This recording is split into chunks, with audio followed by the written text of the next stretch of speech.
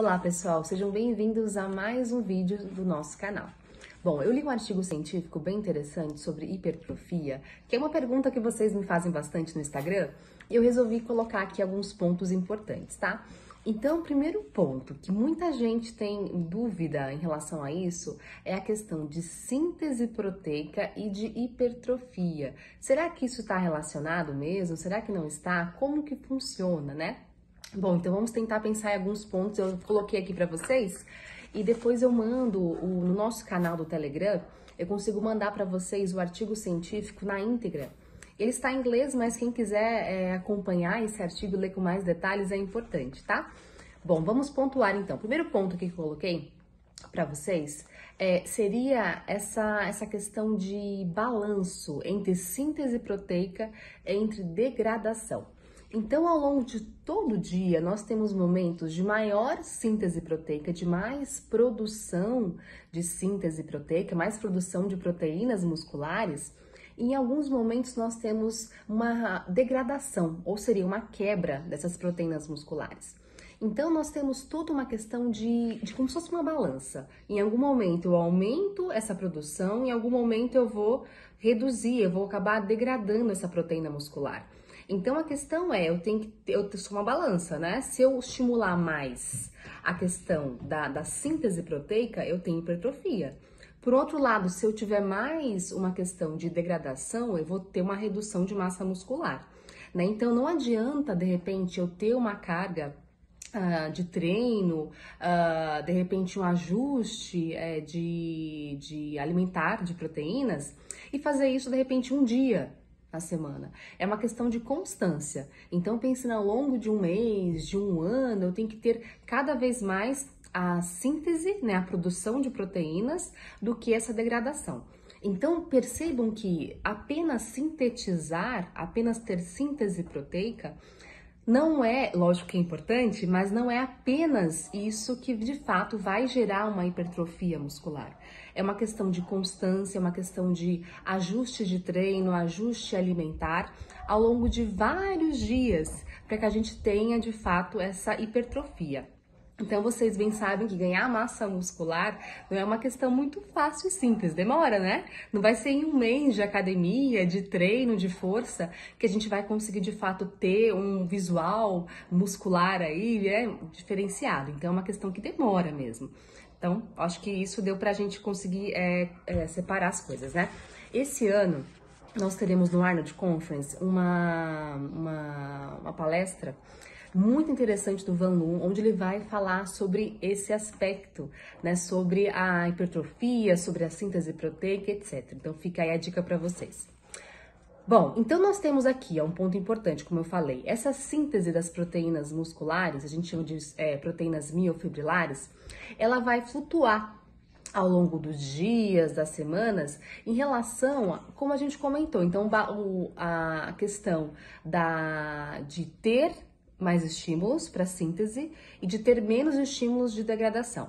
Então, nós podemos chamar isso de balanço positivo e de balanço negativo, né? Pensando em alimentação.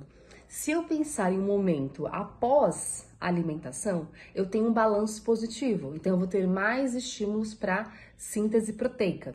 Se eu pensar em jejum, eu tenho um balanço negativo.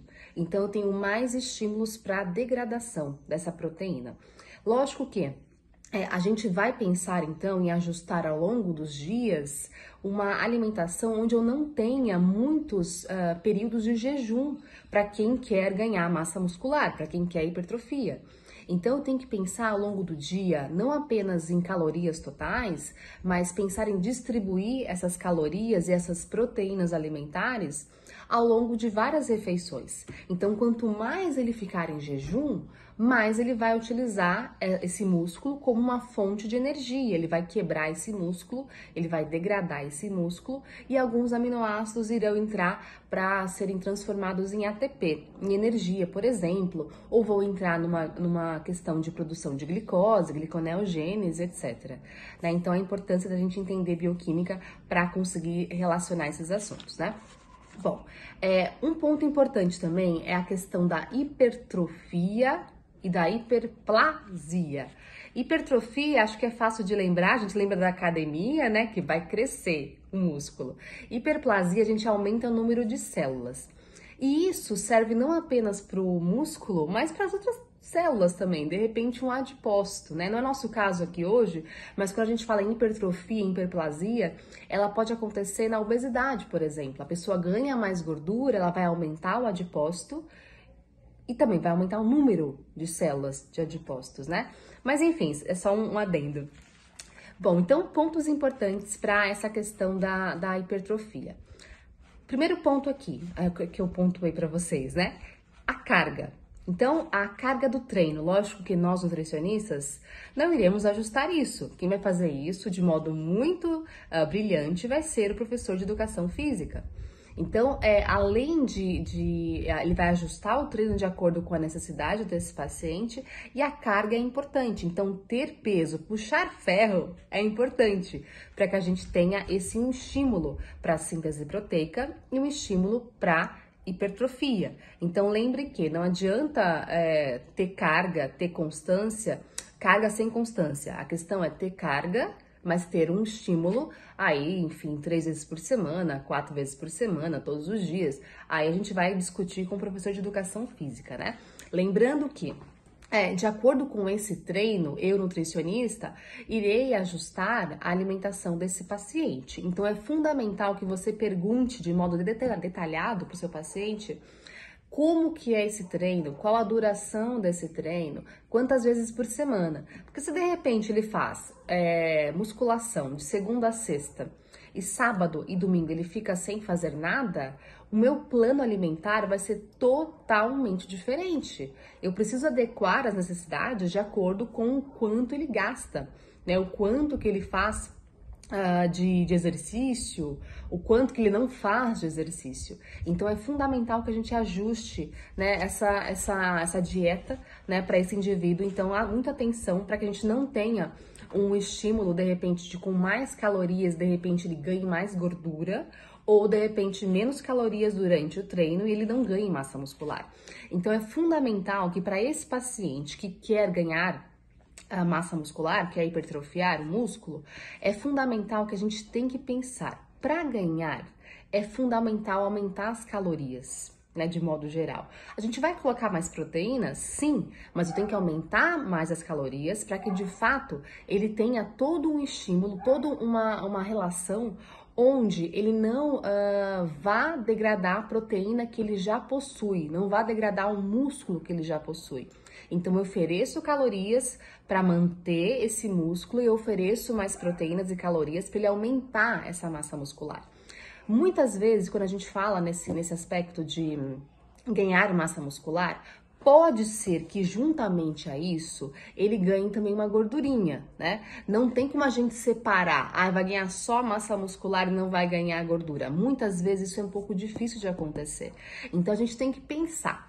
Então, nesse momento, meu paciente vai ganhar massa muscular, vai aumentar as calorias, ele vai ganhar músculo, mas talvez ele ganhe um pouquinho de gordura, né? A gente vai, obviamente, tentar fazer com que ele não ganhe tanta gordura assim, mas um pouco ele vai ganhar. Ele atingiu a massa muscular que ele quer, a gente pode depois secá-lo, ele vai acabar, a gente vai reduzir as calorias um pouco para que ele tenha uma redução de gordura corporal. Ele vai perder um pouquinho de massa muscular? Talvez um pouco ele perca sim, né? É natural. Como eu falei, é uma matemática. Coloquei mais calorias, ele vai ganhar, dependente do tipo de tecido, ou músculo ou gordura. Reduzir calorias, ele vai perder. Lógico que, nesse aspecto, nós iremos colocar mais proteínas, ele vai, enfim, continuar a musculação dele, o treino dele, para que ele não tenha tanta redução de massa muscular, ele tenha mais redução de gordura. Então, a gente pode pensar em estratégias para que em um momento ele ganhe e depois ele vá ganhe massa muscular e gordura, mas que ele vá também depois perder essa gordurinha sem perder tanta massa muscular, tá? Enfim, a gente pode conversar isso em outro vídeo depois. Bom, hormônios, né? A gente pode pensar que o principal hormônio identificado, isso aí é clássico, né? Para a questão de hipertrofia, é a testosterona. Então, obviamente que esse hormônio participa, sim, da síntese, né, proteica, da hipertrofia também. E um ponto importante é que é fundamental que esse paciente, de repente, você tem um paciente no seu consultório que chegou, que ele relata que ele tem dificuldade de ganhar massa muscular, que ele treina já há muito tempo, etc. De repente, é super importante avaliar os níveis aí plasmáticos, séricos desse paciente da testosterona.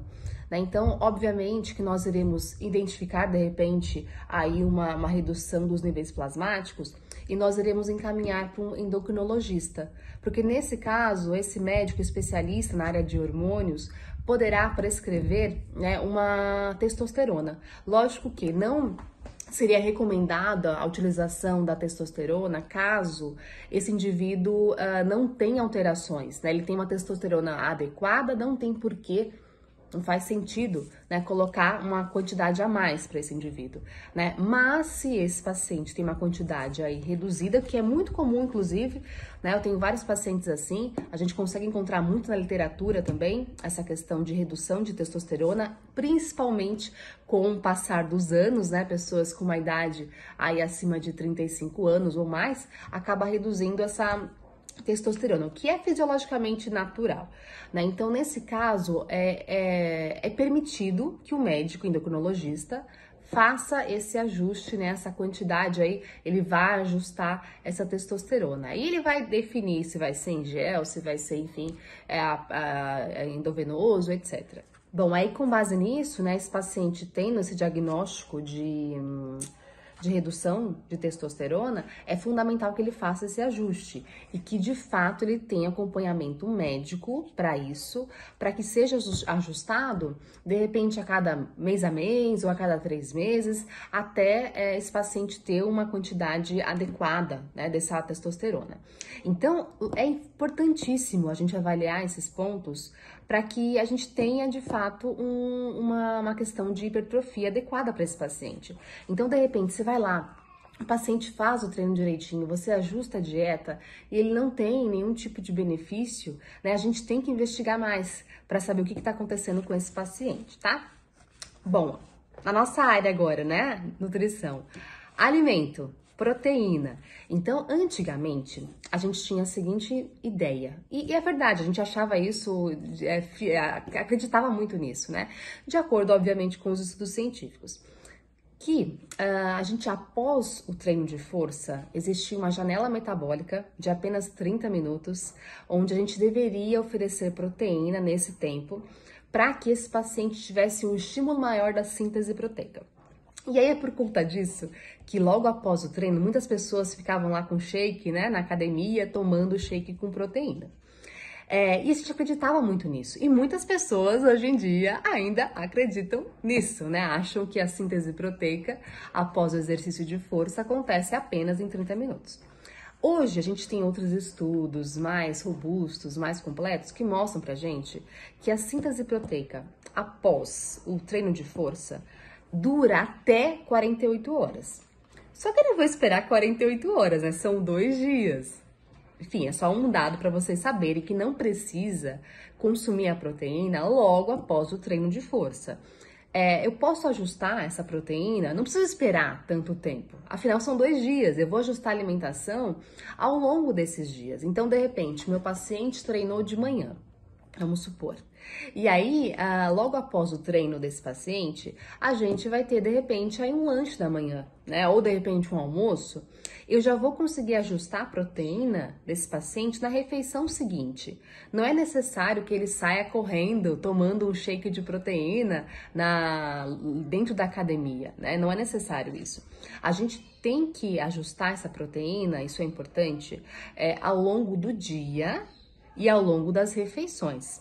Então, pensa o seguinte, se eu tenho 48 horas de síntese proteica, eu vou aproveitar, não é verdade? Então, eu vou aproveitar no café da manhã, no almoço, no lanche da tarde, no jantar, na ceia, enfim. Eu vou acabar ajustando essa proteína ao longo do dia, né? E aí, o que seria interessantíssimo? A gente focar em proteínas de valor biológico, né? Lógico que a gente pensando em proteínas de alto valor biológico, a principal é a proteína do leite. do whey protein, por exemplo. Bom, então a gente vai colocar para esse paciente basicamente uma quantidade de 0,25 gramas de proteína por quilo de peso por refeição, né? Lembrando que se tiver leucina, melhor, afinal a leucina é o principal estimulador da via da mTOR, que está associada com síntese proteica. Porém, como eu falei, se de repente a pessoa é vegetariana ou vegana, a gente pode ajustar esses aminoácidos, né, de fontes diferentes para que ele tenha um estímulo melhor em relação à síntese proteica. Lembrando que, além da quantidade por refeição de proteína, nós iremos ajustar a quantidade diária. Então, vai depender de quantas horas que esse indivíduo pratica de exercício físico, se de repente são 40 minutos, 1 hora, 2 horas, etc., vai variar cerca de 1,2 gramas de proteína até 2,4. Então, a gente tem que identificar muito bem qual que é o tipo de exercício desse indivíduo para conseguir calcular de modo adequado. A gente pode, de repente, depois fazer um vídeo só sobre isso, para explicar qual que seria a quantidade de cada proteína de acordo com o exercício, a intensidade, etc. Bom, então esse é um ponto importante também que nós iremos ajustar, pensando em quantidades diárias de proteína e quantidades por refeição. Como eu falei, a gente não vai deixar esse paciente em jejum muitas horas ou em restrição alimentar, né? Enfim, por conta desse estímulo maior de degradação. Então, é fundamental que esse paciente ele faça várias refeições por dia e todas elas possuam proteínas para que a gente tenha esse estímulo adequado. Bom, pessoal, então esse foi o vídeo sobre alguns pontos importantes para a hipertrofia muscular. Se você gostou, dá um like aqui no nosso vídeo e se inscreva também no nosso canal. Muito obrigada e até a próxima!